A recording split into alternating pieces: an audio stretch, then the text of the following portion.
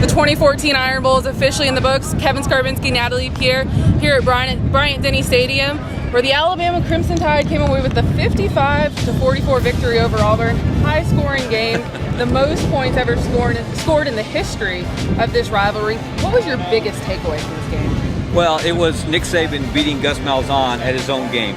If you told me that there would be an Iron Bowl ever that would end up with 99 points being scored, but Gus Malzahn would lose that game, and he would lose it, and it wouldn't be close, I would have told you were crazy.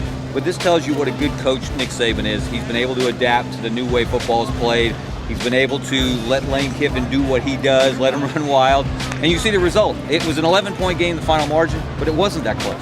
Yeah, and Nick Saban was asked about that after the game. Just, do you feel like with the way football is heading, you know, that you're going to have to win some of these games? What does it do moving forward? Because when you look at the playoff, lineup, there's, I think you can make an argument, the way the rankings have looked, that Alabama is the only, defensive team. The rest of them are the teams that really rely on their offense. And really, if you look at the way this game is played, yeah, everybody's going to get dazzled by the offensive numbers, but it was Alabama's red zone defense, especially in the first half, holding Auburn to field goals on 3 trips into the red zone early, or this game might have gotten away from Alabama a little bit. But Alabama did play some defense on a game when they ran up all kinds of offensive numbers, and really that was a big difference.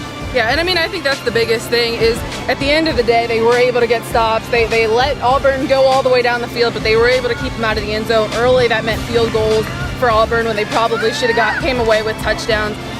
What does it say just about Blake Sims that he starts with 3 interceptions, is able to bounce back? He finished the game 20 of 27 with 4 touchdowns and put up 55 points at the end of the day. Well, it tells you how much he's grown and matured as a quarterback. It tells you the confidence and faith that Nick Saban has in him. I think Nick Saban was trolling everyone when he let Jake Coker take a couple of snaps on the sideline after that interception on the second snap of the second half, and let him warm up a little bit. I think everyone thought, oh my gosh, is he really going to put Coker in? He never really considered it. Had Sims thrown another interception, he might have done it. But that tells you how much faith he has in his senior and how much Blake Sims has grown. His ability to not crumble at that time. They're trailing at that time. He hasn't played well, but he came back. They took shots downfield.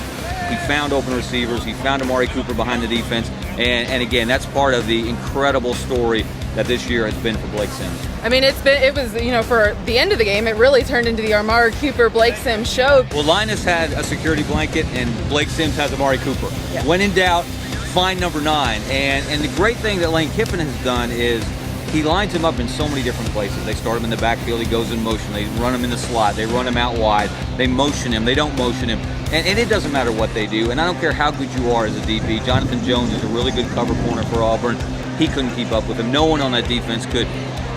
I want someone to tell me, all the people who love Marcus Mariota and all the people who love Melvin Gordon, I want somebody to tell me that there's a better college football player on this planet than Amari Cooper. And if you tell me that, I'm not listening to you. I think he no doubt goes to New York. He was asked about it after the game. He said, I don't know, we'll see. I will fly him to New York on my own dime if they don't invite him. That's how good he is. He's one of the best players I've ever seen play this game in this stadium.